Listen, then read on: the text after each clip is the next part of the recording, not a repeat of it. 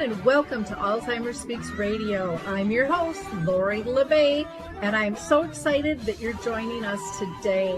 We are going to have a fascinating conversation as usual as we learn from people all around the world at all ages and stages of life. Stay tuned as we shift our dementia care from crisis to comfort. Here we go. What you think about, you will bring about dementia change. We will. Hi, everyone, and welcome to Alzheimer Speaks. I'm your host, Lori LeBay, and today we are going to be talking with Maude's Awards for their 2024 award winner announcements. And we've got a couple of people who are going to actually be with us here today, along with their executive director. But before I go ahead and introduce you to everyone, I want to give a couple of shout outs. One is to Artist Senior Living on November 12th from 12 to 1:30. I will be doing a webinar program for professionals where they can get CEUs called Shining a Light on Sensory Care. And then that evening on November 12th from 6:30 to 7:30, I'll be doing a program specifically for families as well. And this is free for everyone to go to. You can go to the website to find more about that. I also want to give a shout out to Artifacts. They are doing a wonderful new study utilizing their program, and you can call them for more information at 844-278-4323. That's 844-278-4328. And then I also want to give a shout out to Twiddle. They have some great sensory aids. One is a variety of muffs with like fidgets on them to keep people calm, especially helps during sundowning or anytime someone has some anxiety. They also have a wonderfully designed jacket called Adapter Wrap. And it's fleece, it's soft, but it connects in the back, and it really, really is a absolutely wonderful aid, reduces some agitation during dressing and things like that. So with no further ado, let's go ahead and introduce you to our guests. Well, ladies, I am so excited to have this conversation. Every year I sit in anticipation to find out who the big winners are going to be for Maude's Awards. And this is just such a fabulous opportunity to kind of share the variety of awards that are out there and the different types of services to people. So like I said, I'm very, very anxious to learn more about all of you.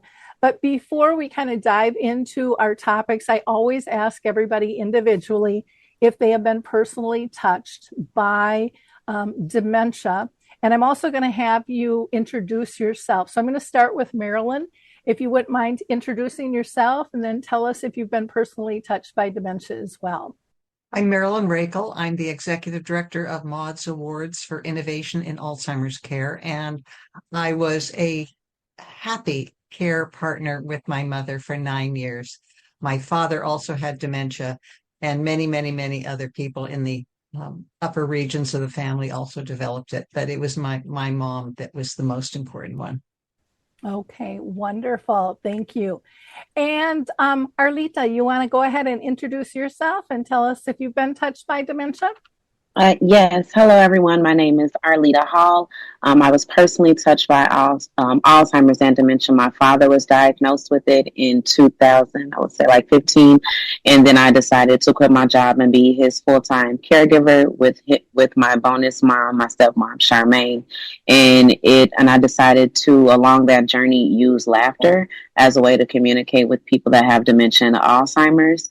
And I became a dementia communication specialist. So I really believe that laughter is a way of connecting, and empathy are tools to use with people with Alzheimer's and dementia.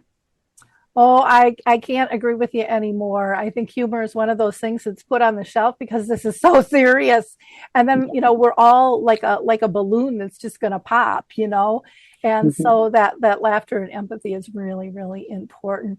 Roxana, you want to introduce yourself and tell us how you're connected, if you're connected with dementia?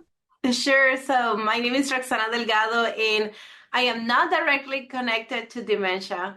I'm a spouse of a veteran who was wounded in action, and that connected me with being a care partner and a caregiver to him. And then being in this world of caregiving, I have been connected with so many friends in the veteran community and not that are affected by dementia and Alzheimer. So that is my connection to the dementia world.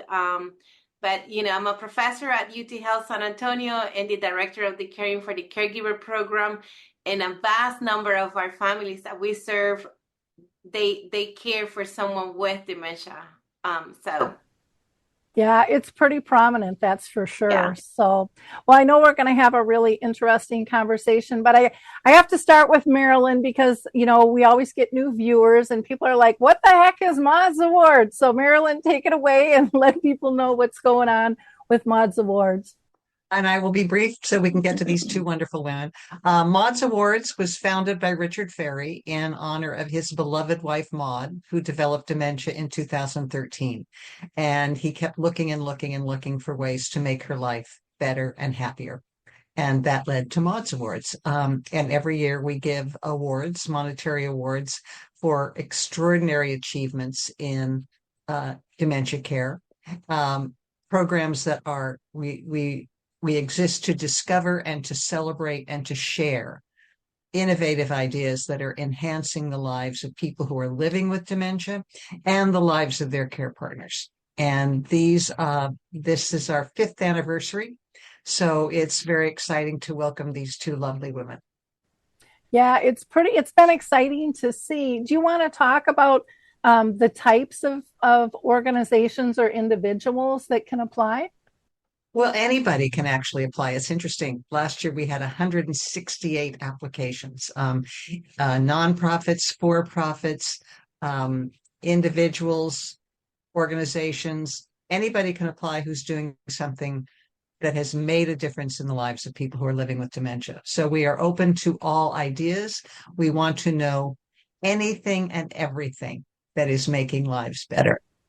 And is that specifically for the U.S. or is that international? It is in the U.S. And territories. So Puerto Rico is available, but we haven't expanded yet beyond the territories of the United States. Okay, I just wanted to clarify that for our audience. And then you have like organizational level and individual level. Do you want to explain that as well? Yeah, so organizations, every year we give $25,000 to each of 3 organizations and $5,000 to up to 5 individuals. And this has been going on, and this is all funded by Richard Ferry. He's just such an incredible visionary and philanthropist. It's really pretty incredible the money that he is putting into this movement, and this is just one of them because he also has Maude's Ventures. Maude's Ventures. I mean, anything that is making lives better for people living with dementia in Seattle, you could pretty much trace it back to Richard. And Maude's Ventures gives away up to $250,000 to programs that should happen. Mm-hmm. So it's seed money. So he's extraordinary. I'm going to an event this afternoon that he was also behind that's called the Memory Hub. So he's a very inspiring person to work with. Yeah. Well, and he's one that really, truly walks his talk. And a lot of times we see people flapping their jaw, but they don't stand behind their words when they're able to the way that he has. And so if people want to check out Maude's Awards, you just go to maudesawards.org and you can learn more about that. You'll be able to see all of the award winners that we have with us or that have won.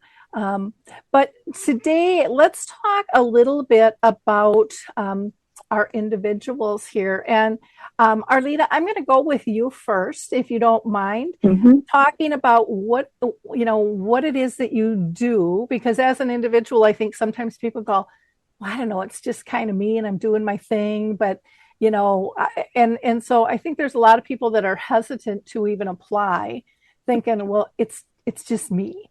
So tell us how you got into this. I know you said it was because of your dad, but my guess is there was probably a trigger point somewhere along the line for you. Yes. So while I was taking care of my father, I just like I said, decided to use humor, and then I would like post me and my dad doing things online. Like I would post like playing music and dancing with him, because even though someone has dementia or Alzheimer's, they still like music. They still are people. I guess that's what I really wanted to make clear. And with my father, I was counting what's left as opposed to counting what's not there. And so while I will put that online, people say, I love what you're doing with your father. And then it's kind of connected me to start making a documentary. So I'm making a documentary called Finding Your Laughter, about how I use humor as a method of communication to communicate with people with dementia and Alzheimer's. And what I realized that as a comedian, some of the things that I was going through with my father that were like really depressing me, like wandering is a part of dementia and Alzheimer's, where they're always trying to get away. They may run away from you. They may not know who you are. And it's very scary. And when it happened to me, I was telling my mom and my stepmom, and my mom was laughing. She was like, I'm so sorry. It's just how you're saying it. It just sounds good.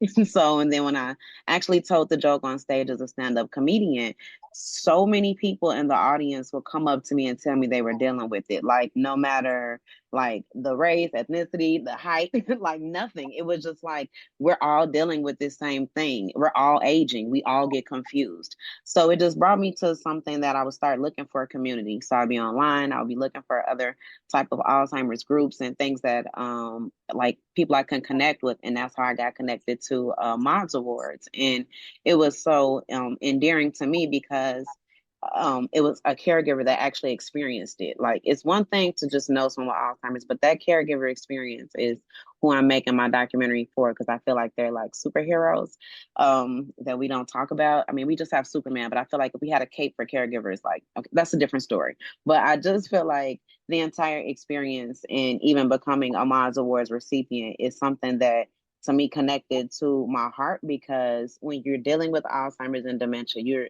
like in real life, it's a lot. It's a lot.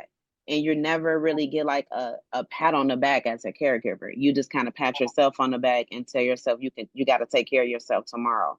But like when I got my award in the mail, I I cried because not only did I like take care of my father, like I took care of my father to the end till he passed, and it's still something that you deal with as a caregiver, that experience. And then full like transparency, I just buried my stepfather last week, who was also with dementia.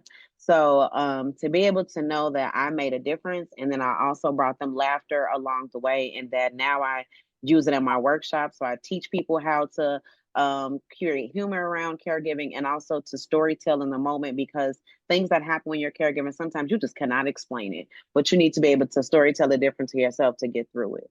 So that's my biggest thing. And I found that my life is fully improvised, with not just like what I do. I guess I'm stand-up comedian, improviser, an entertainer, actress, but what I really like to do the most is talk about Alzheimer's and how we can do better with actually talking to dementia and Alzheimer's patients. That brings me joy, and is what I could do all day long if I could. So I'm sorry if that was a long answer, but that's how I connected to this frightening disease that for some reason is now bringing me joy to bring light to. So prior to kind of stepping into this role, you were a comedian and actress and all in doing improv and stuff prior. No, I was a caseworker for the Department of Human Services. So I was determining eligibility for like Medicaid and supplemental nutrition assistance program. I quit my job to take care of my father. I was like working for the state of Illinois. And then while I was taking care of him, I started doing comedy. So it all kind of came together. And then I was like so I was his home care aide. I quit my job, became my father's home care aide, but it wasn't enough money to like sustain how I live. So I had to do like gig working around that to actually take care of him. And then along the gig work, I was like, well, I could go to try to do a stand-up comedy class. I could do something fun. And so that's how I started doing it in improv, and it kind of came together. And I met an activities director in one of my improv classes that worked with dementia patients. And that is how I started marrying improv and dementia together. Okay. Well, and I would imagine working for the government, you got to have a sense of humor there too. Yes. Yes, and I would do that for my clients because it's like you don't know what anybody's going through, but you could at least have a smile on your face and make them laugh. So yes, that's who I am in general.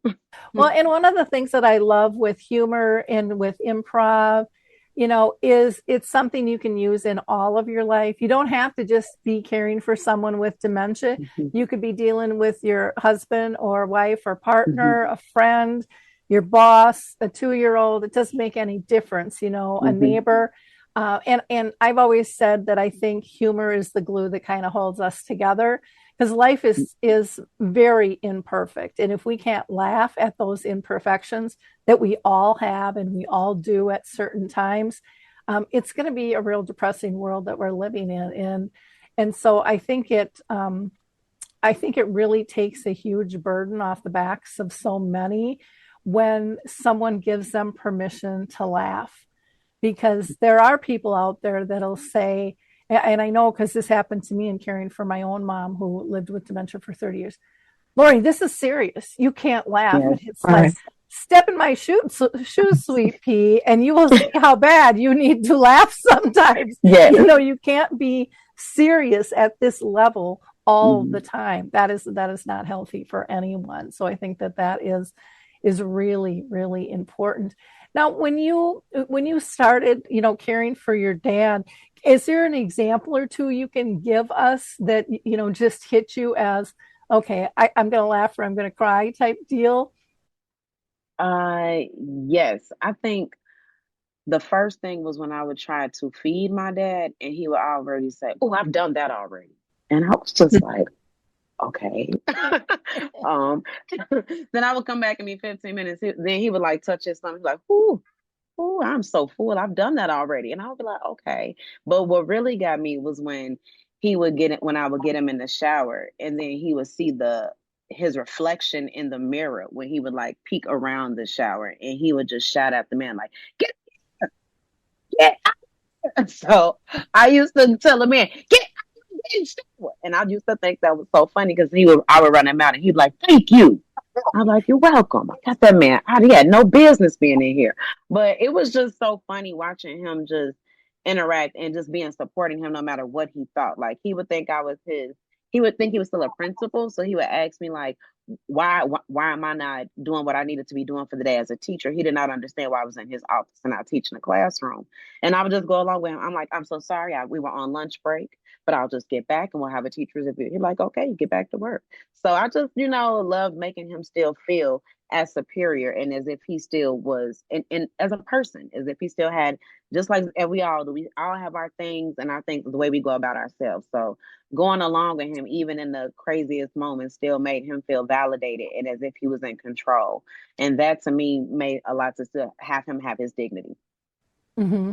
Well, and that is so important, stepping into their world and allowing them to have that purpose and, not this right or wrong. It's like, no, you can't do that anymore. That portion of your life is over. I mean, just think how that would make us feel if somebody Right. talked to us like that. And I think so often when people are caring, it's never told to them or talked to unless you get into these support groups that become very realistic that this isn't a healthy thing, not for somebody with dementia, not for someone who is totally healthy in all aspects of their life. We all need to feel a purpose and a sense of control, and still caring for somebody can still be merged together. And so it's easier for everyone to do. When you mentioned eating, I think of my mom. We would have these big gatherings at my house. We'd have like these kind of big summer parties. We'd have 100 people over. And so there was always tons of food. And so my mom would sit down with her plate. She'd eat her plate. We'd take it away. Well, then someone would sit down next to her, bring a plate. And she's like, well, why can't I have a plate? And it's, finally we were just like, okay, it's comfort food. She's having Mm-hmm. fun. We're not going to argue. We're really not worried if she's overweight or not at this point. It's all Right. about letting her feel good. Though we did question how she could eat so much sometimes with all of that. But, and people would kind of give you the stink eye, or else they'd be smiley, not understanding, and you would have Mm-hmm. to, or I think you need to explain to people why you're Mm-hmm. allowing that to happen, or Yes. what's behind it. And I think so often we're embarrassed. So many people are, Mm-hmm. they don't feel comfortable sharing. This is the world we live in today. This is Right. their reality, and we're stepping into it, and we'd appreciate it if you would as well with Yes. that. So, Marilyn, this has got to be really hard with the amount of applications you guys get to decide who's going to be winners in these categories. Yes, if we could have, I couldn't actually say to Richard, I think we should triple the number of awards we give so that, yeah, it's really hard. And so we have an advisory board that reads every single application 3 times, and it's a long process, and it really is difficult because there were so many wonderful programs. And so that's one reason we do the handbook every year, where we put together a collection of all the great innovative ideas that have come our way. And that is available, will be available in November, late November, I think, on our website, maudsawards.org. And it's free. And we can also send people printed copies. So everyone can sort of learn about all these wonderful programs. And being a part of this community of people and organizations that are doing so much to make people's lives better is so inspiring every day. And I Oh, love what you're doing with bringing joy, Arlieta. It's something that matters to me because that's what I learned with Mom. I love it too. I think that, Alita, you're going to hear from me so you can bring some joy to San Antonio. Please, I can't wait. I can't wait. I'll be in DC for the next 8 weeks, so I'm coming around. so now, Alita, you said you're making a film. Whereabouts are you in the process of all of that? So currently I'm in post production, so we're almost finished, but we're just kind of reworking. I've done a few screenings with the film assembled just to get like feedback on it. So now we're just kind of taking in all the feedback and then kind of finishing it up with the final tones. But so far, we have been working on it, I would honestly say, since about 2019. And what I did learn as a first time filmmaker, that it takes a lot to make a film. I kind of underestimated it because I was like, I'm a caregiver. I could do this. I could do anything, which honestly pushed the film. And that's what really like kind of made me is where it's at now. So I'm really just trying to make sure that I'm covering all aspects, because while I was making it, my father was still alive. But then once he passed away, I was like, wait, we need to kind of cover this as well, because grieving is a part of the process that we all deal with too. So just trying to make sure we cover that. And so we're almost finished. So we're looking to be done by the end of this year, but if not, the very beginning of next year. And then, as far as distribution, have you decided on how that's going to happen? Yeah, so my ultimate goal is to be like distributed on like PBS. I would like to reach caregivers at home instead of trying to have them go out, because I know how it is when a caregiver. It was just hard for me to do anything outside of that.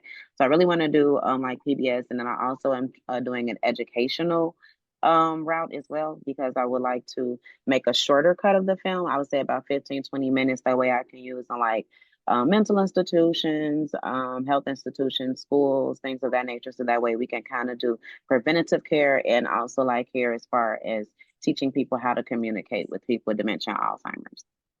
Wonderful. Yeah. Well, kudos to you. I'm Thank you. so excited to be able to get to chat with you and learn more. So it sounds I love when someone takes a hard situation and then brings light to it and helps not only themselves and their family and their community around them, but the greater good for the world. So I can't wait to see your film. So that'll be neat. Thank you. Thank you. Thank you.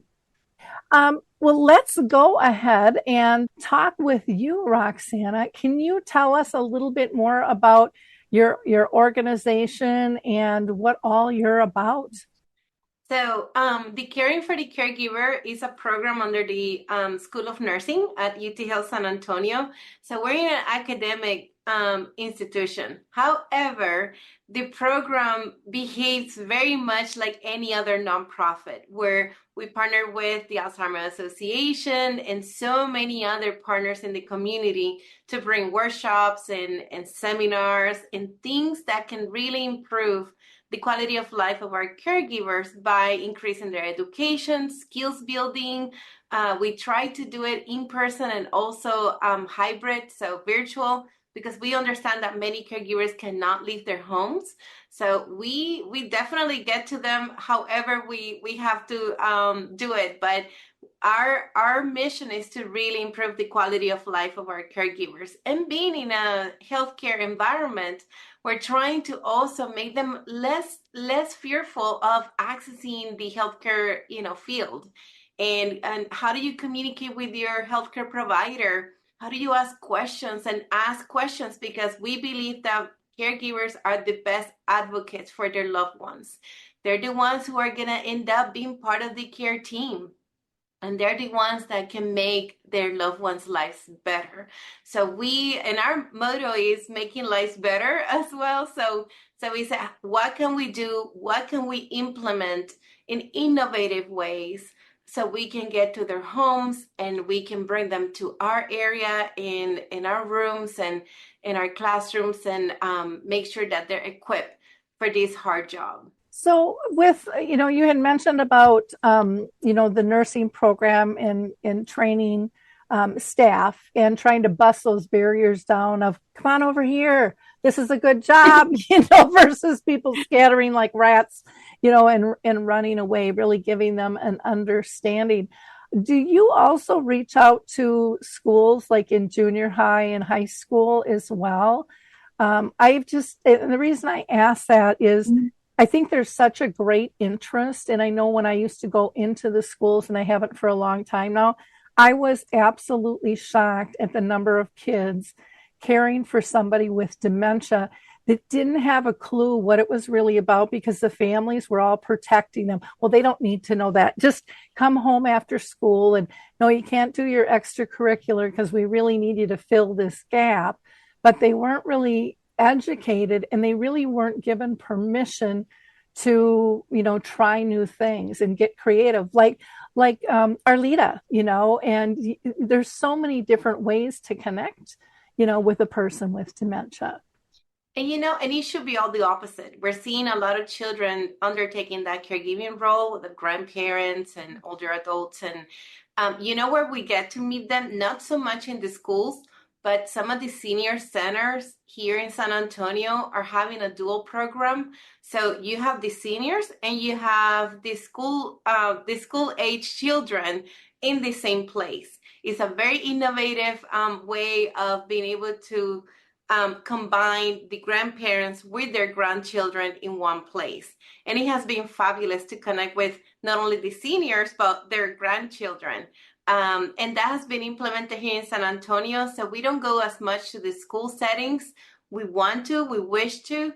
Our manpower just not reached that level yet, but we definitely invite anyone. We don't discriminate by age. So all our workshops and seminars are open to anyone that identifies as a caregiver, no matter the age. And as long as they come with an adult or if they get a release, they're more than welcome to participate of our programming. Okay. Can you give us some examples of titles of programs that you have? Oh, absolutely. So we have several ones. So we have one that is very basic, is Essentials of Caregiving. Mm-hmm. So there we bring people who are experts in sleep hygiene, or activities of daily living, or we bring an occupational therapist, a speech language pathologist. So we bring all the different healthcare providers that would more likely you will encounter in caring for someone with dementia. So we make it fun. It's not just a seminar, but we have refreshments. We make it like a gathering. We encourage our caregivers to connect with each other, because that's another area of caregiving that people get isolated and they tend to then become like completely an outcast of the rest of the community. And we're trying to bring the community together, and those who have a similar journey so they can share. So we have refreshments. We make it like a gathering. Then there's like a 20-minute, 30-minute, essentials for caregiving, the seminar. Then there's a long portion of Q&As. And that healthcare provider have the opportunity to address all the different questions. We change this this is monthly. And we each month is a different topic. And if we notice there's a topic that maybe merits a bit more, frequency, we bring another of that same, healthcare provider back. And it's not just healthcare providers, but just not long ago, we had someone that she worked very much, she's out of the Chicago area, and she works very much with caregivers across the nation in how do you communicate with your healthcare provider. And she cared for her mom for many years. Her mom passed, and she had dementia. Her mom had dementia, and she's an expert in this area, but she comes out of being a family caregiver, just like Arlieta, right? So we brought her, and she not only worked with the caregivers, but we also invited all the nursing students. Why? Because healthcare providers need to understand how to communicate, how to treat, how to include caregivers in everything they do. And we're trying to be that kind of school that is implementing this type of new programming where we invite the healthcare providers to very much be part of this. As part of that, we also have an experiential, program that is called the Virtual Dementia Training, VDT. So we actually invite the family members to come in for 3-4 hours, and then they get to experience how living with dementia will look like or feel like. So everything gets altered from their sight, hearing, the heaviness of certain parts of the body. So, it's like a full immersive virtual dementia training. So that's a couple hours. It's different rooms, and they get to put themselves in the shoes of someone with dementia. Typically after that, we need to have debriefings, and we need to sit down and talk to the caregivers, because they get affected emotionally, saying like, oh my goodness, I didn't think it was this bad. Oh my goodness, I never thought. Because sometimes what happens is that because of the lack of education, they tend to push their loved one. Oh no, but there's a birthday here. You need to be there. Everybody's going to be there. And then after that, we're going to go to movies. And then after that, and we have seen it where when the caregiver does not understand how it is like to have dementia, what are those control environments that you need to potentially have for your loved one. So we put them for 3-4 hours in the shoes of their loved ones, so they get to see how it is like to live with dementia. Another program, which is the one that is the latest program that we have, is a digital literacy program. So what we're trying to do, and we're doing, is that we invite caregivers to come to our classrooms and then get to learn how to use a computer. Believe it or not, many caregivers do not know how to even open a computer. And I have an anecdote about this. We received a call one day, and this caregiver, she was sobbing. She was distraught. And we're like, okay, what happened? And she said, well, the thing is that my husband was supposed to have surgery. I showed up to the surgery day, and they canceled the surgery. And they canceled the surgery because I didn't complete the paperwork. But what happened is that the paperwork was sent through one of those, apps, like healthcare apps, like MyChart. And she didn't even know that existed. So she did not complete all the paperwork that is, pre-surgery. And she was very distraught. And she said, it is my fault if anything happens to him. And, and we felt terribly sorry, about what happened. And then it just occurred to us, and we started working with some other partners like AARP and Senior Planet, and saying, hey, I know that you offer a lot of training to access Zoom, to access, they have great curriculum, but then there's no curriculum to really empower or educate the caregivers, make them skill set better in accessing these healthcare platforms, so they can truly take advantage of that access to care. Some other caregivers don't know how to make appointments through and these days healthcare is moving into the digital platform. So So that's one of the latest programs. It's been very popular. We do everything bilingual. So we are in San Antonio, Texas. So 82% of our population are Hispanics, and a good 30 or 40% only speak Spanish. So we try to cater to the population that we have here. And we also have programming that is specifically that have the military and veteran cultural competency, because we see older adults that are Vietnam, Korea, World War II, that they have dementia, and their caregivers are serviced by the Veterans Affairs and the VA, but we're partnering with them as well, so they can send them to us, and then we train them as well and help them with all this different programming. One other that we have is a memory cafe. That's one of the most popular, because it's really a gathering.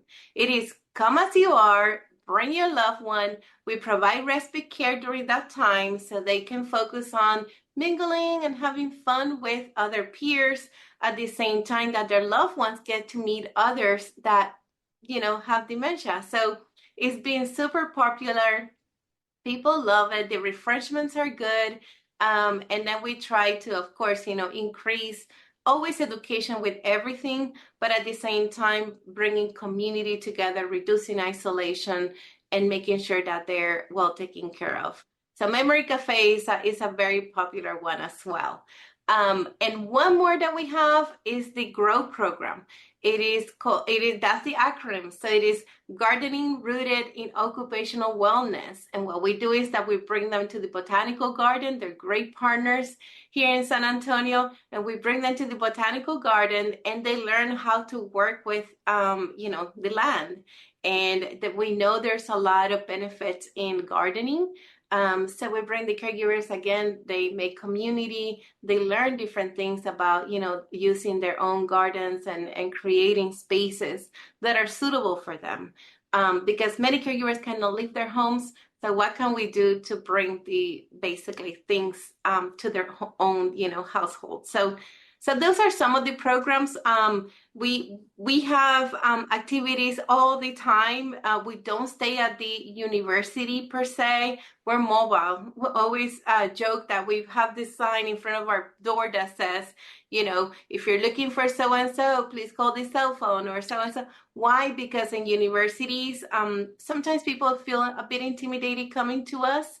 So what we do is that we partner with the community like Meals on Wheels, and we run some of our seminars out of there.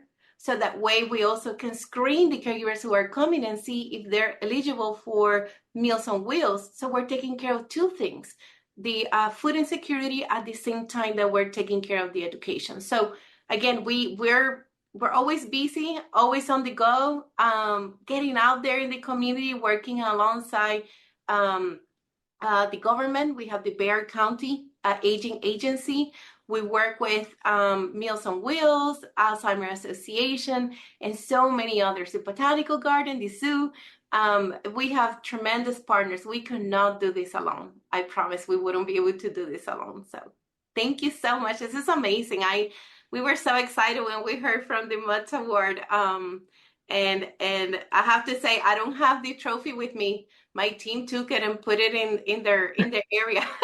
It's their trophy. They're always on the go, and we have a beautiful multidisciplinary team. All of them have been touched by caregiving, and 3 of them have been touched by dementia, and they no longer have their families with us. So our whole team, it's of pure hearts. I say, sometimes finding people with brains is not that difficult, right? But brains and hearts, that is the most difficult job, to find people like that. And if you come here and you get to meet one by one, our team is just fabulous. They all have the heart for this. They all have experience caregiving. And again, 3 of them have experienced dementia. So I learn a lot with them about dementia. Wow. There's so many things I want to comment on. One is I love that your team has experience in what they're talking about. To me, that is absolutely huge. And I think there's a big divide out of there from, book smarts, academic, medical model versus street smarts and survival. And a lot of times they don't mesh, because it's like you're not understanding what I'm really going through. So I think that opens a door right there. I love the GROW program and the acronym for that.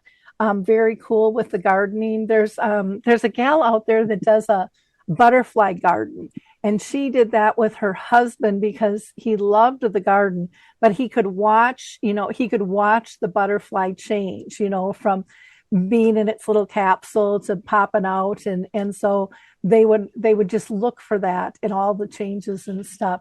With that, I'm a huge fan of the Memory Cafe.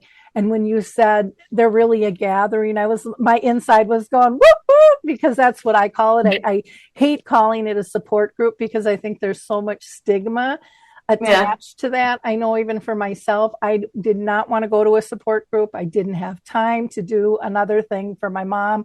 I didn't see it as doing something for me. I really didn't, which was pretty asinine, but that's how I viewed it. And then when I went, I was just shocked. And, I was lucky enough to start one of the very first memory cafes in the US. And, I still do them to this day. And people say this is my lifeline. I mean, because so many friends and family drop away, they have it's like instant peers where they feel safe to say just about anything and know they'll be supported and understood. Because so many times you try to share your stories with family and friends and they just scratch your head going, it's not that big of a deal, or I just saw them and they look fine. What are you talking about? You're just a drama queen, or all of those things come with it. And that group understands, and, they really say too, that it takes away the loneliness. And when we can remove the loneliness and build trust and support, to me, that's, 90% of the problem right there, is having a safe place for people to be able to go and be themselves. So kudos to that. The digital literacy, when you were talking about that, I was thinking you were talking about digital reading, because there's lots of reading programs now, from Nana's books, and there's just all different types. Medora magazine that's dementia specific, but it can be used for many different things. But I loved when you said, because so much I think in healthcare they think everybody has a smartphone. Well, they don't. They don't. And they don't want one. And they're computer use for not everybody, because some people are very savvy, but others, they just don't want to go there. They want to talk to somebody. And, that's their comfort level. And to think of somebody missing an appointment and for a caregiver to feel the burden of guilt for not knowing, I just think, oh my gosh. It broke our hearts. Yeah. So that's a brilliant thing you guys are doing, because, I think caregivers feel enough guilt without adding more within the system, to fall through.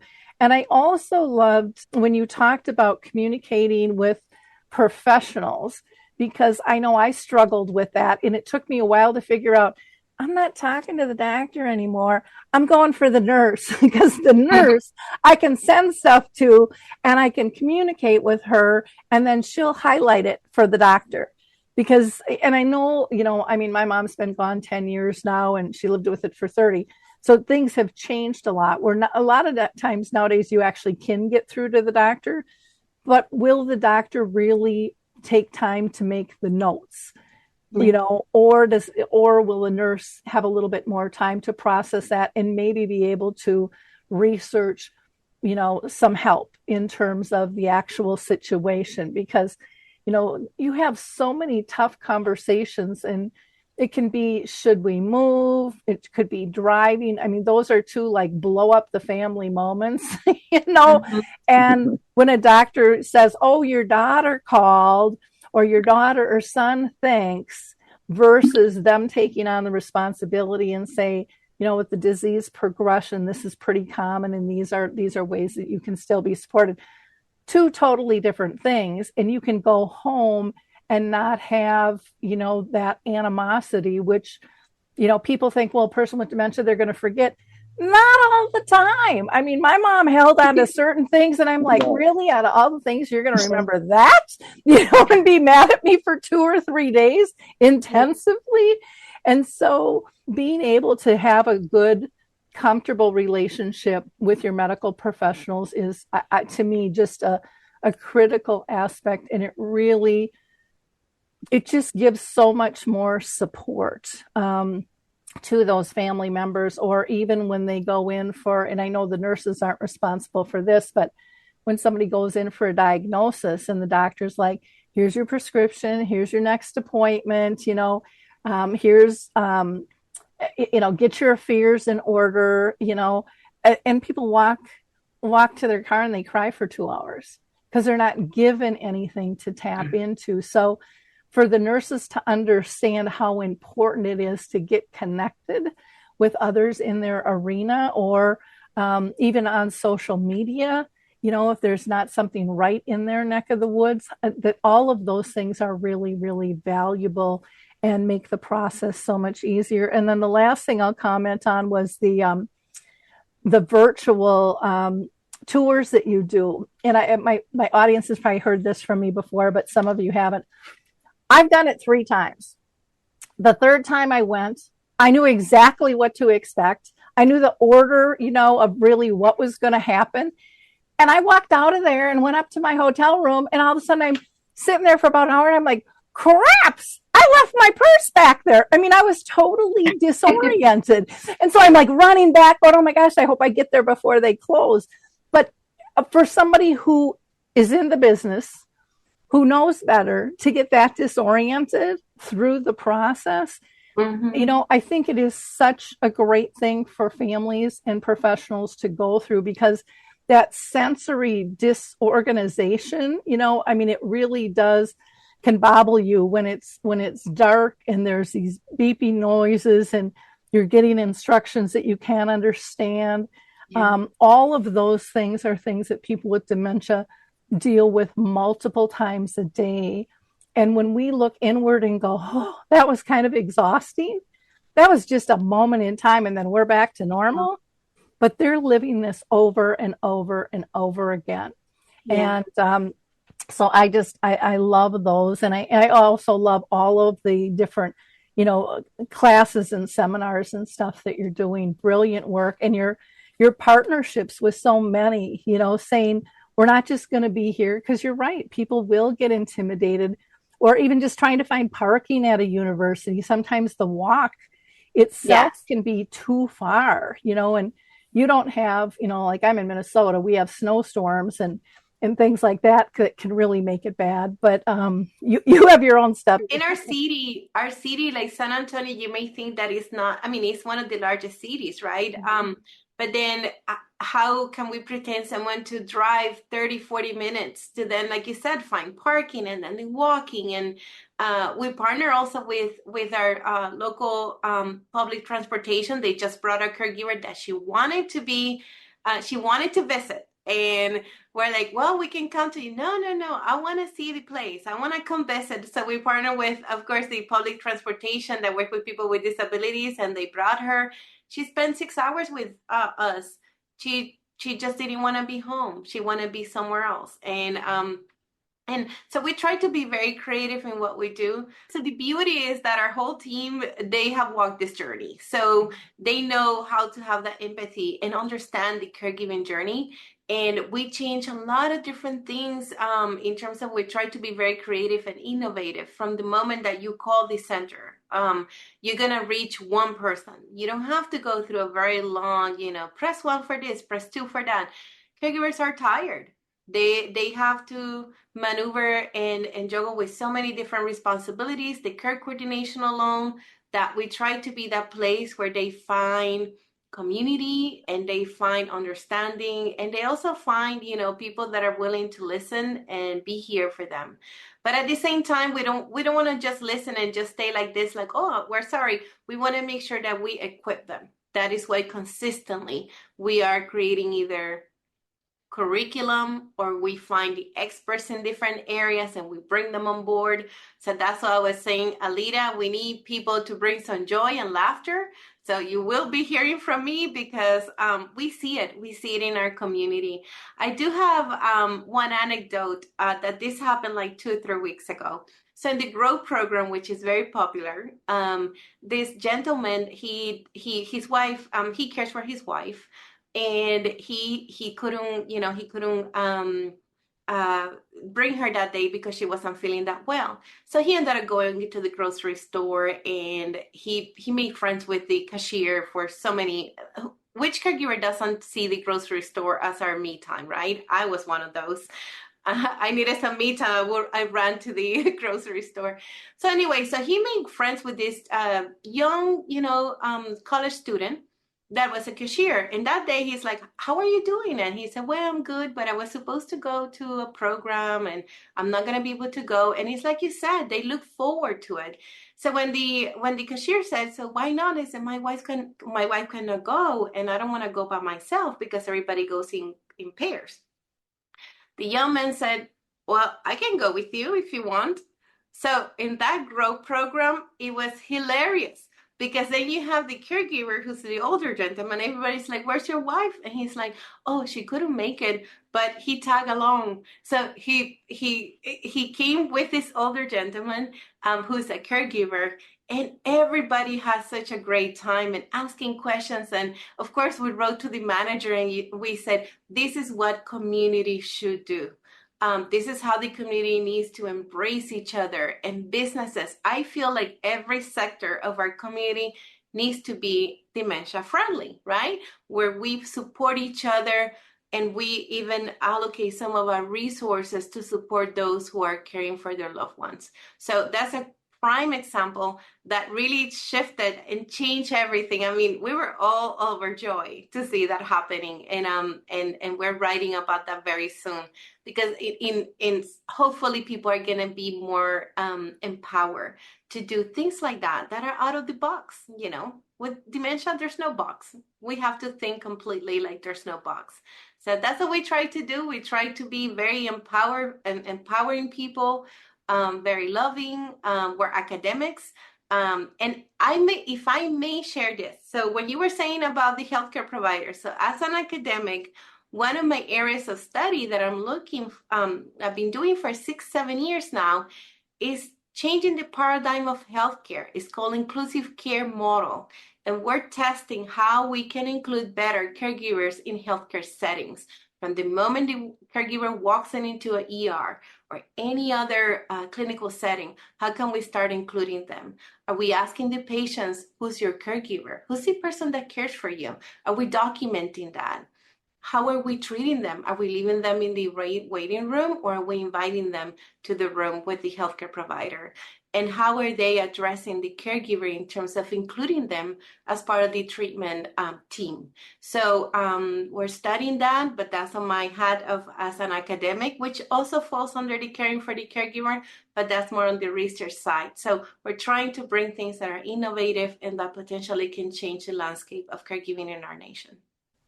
Well, I love that. And one recommendation I would have, and I hear this over and over, and I went through this as well, is have it documented in one spot. I just had a friend in the hospital, and I was requesting information from the social worker. The social worker never got it, and then things kind of blew up, and then we had to backstep.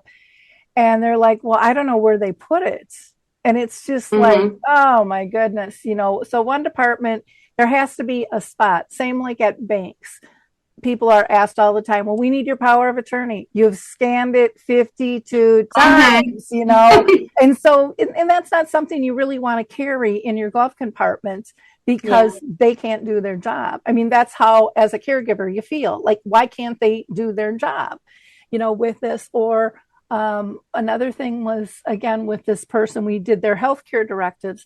It actually got notarized in the hospital when they were in the emergency room, and they scanned it in. Nobody could find it, so everybody who came in was asking, and I'm like, here's a copy. But nobody knows where to find it. I agree with you, Lori. Yes, wholeheartedly. I agree. you know, and from an outsider, it's just, you know, as a caregiver, it's just irritating because you're trying to click off what you need to do. And it's like, why am I bothering? You know, if no one's really going to follow what they're telling me I have to follow and what I have to do. So just my 2 cents. But how exciting the work you guys are doing. And I can totally understand how you guys got picked. Marilyn, are there others that you want to highlight at all?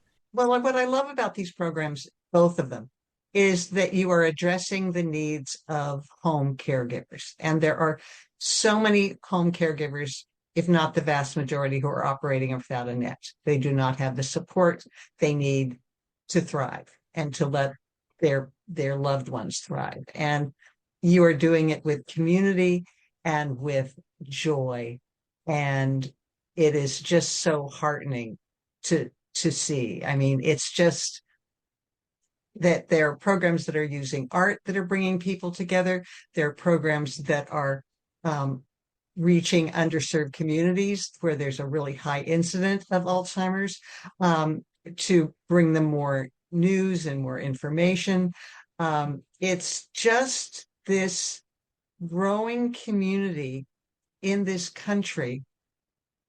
It's growing. It's not big enough, but it's growing, and that you are alleviating the fear that we as a society have of dementia. And that until we can get rid of that fear, until we can embrace the value of people who are living with dementia, we as a society won't give the support that everyone needs. So you address, and I think if you look at all the Maude Awards winners this year, you'll see that they are addressing that need. Makes my heart sing. That's massive. And I would totally agree with that. And it's such a donut hole, really. You know, it really is a big missing factor. Do you want to mention the other winners at all? There's Alzheimer's LA, which did a telenovela program in a Hispanic community. There is Arts Philadelphia, which is using art to bring people together. There's C. Nathaniel Brown, who is doing a program called Exposed Dementia, which is to bring this to the African American community. There's Kristen Nelson, who is doing a program where you can record stories so that you always have access to those stories that you are telling and experiencing with your loved one. Let's see, I'm missing. Oh, and there's Terry Montgomery, which is a woman living with dementia who has a podcast where she has it called Let's Talk About It, where she again alleviates fear and highlights the humanity of people who are living with dementia. I think I've got everybody. I don't want to leave anybody out. If I do, I'll scream. And in your program, you list a lot of the people who had applied as well, so people can see so many other types of programs. So many. Just extraordinary. Yeah. And we start again next March. Applications start next March. So put it on your calendar. And I know I'll be pushing it out too and reminding people to, you know, get their applications in. And one of the things too is I believe your application process is still very simple compared to, like, sometimes people hear of grants and they go, oh, I don't know if I can do this, you know? Yeah, these aren't grants. These are applications for things that you have done. They're fairly simple. It's 2 pages, 7 questions. So it's not awful. And that I actually give feedback to anybody who wants it on their application. I probably just killed myself. If we have 168 people applying, but yeah. Well, you do want to grow every year, and that's a good thing. It encourages people to step in and step up too. And believe in themselves that what they're doing is more powerful sometimes than what their self-talk is telling them, you know, because it takes all of us to really make this change happen. And, you know, one of the things that I like is the creativity of people. Like someone might say, well, no, I don't really have a talent. I'm not a speaker. I'm not a trainer. I can't write, you know, but maybe they're doing prayer shawls, which makes a huge difference. And it's something that they love to do. Or, you know, maybe it's kids going in and volunteering at a senior center or a memory care, you know, like with caregiver, kid caregivers, making a huge difference. And, so we have to get to the point of igniting people's creativity, empowering them to step into their superpower, that brings them joy. And when it brings them joy and comfort, it's going to bring somebody else joy and comfort as well, which is incredible. So you can go to Maude's Awards. Again, it's just maudesawards.org. You can reach Arlieta Hall at arlietahall.com. And then for Roxana, you can go to the University of Texas Health Science Center of San Antonio, and that is uthcsa.edu,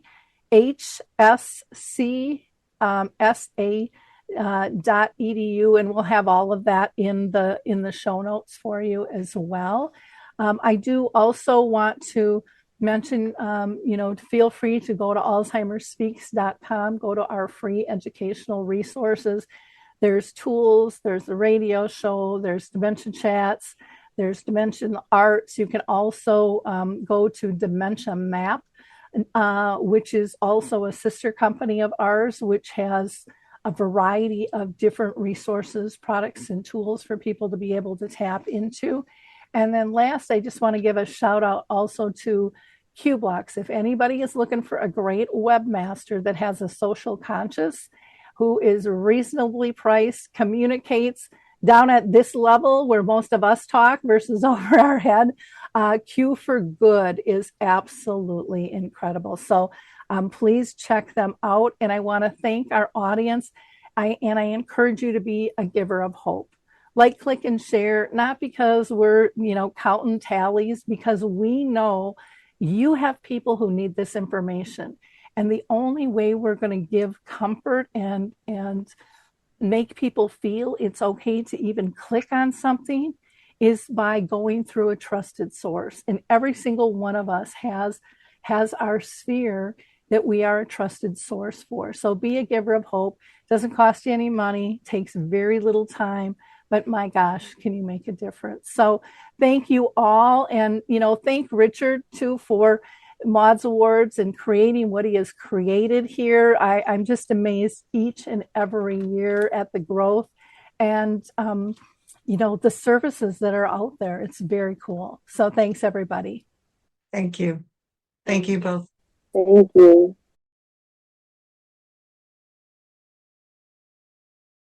Hi, I'm Lori LeBay, and I wanted to tell you about Alzheimer Speaks, which is another great podcast. You see, my own mother lived with dementia for 30 years, and I felt lost. Did you know every 3 seconds someone in the world is being diagnosed with dementia? Odds are it's going to hit your families too. We want to help you connect to services, products, tools, research, and stories so you can be prepared.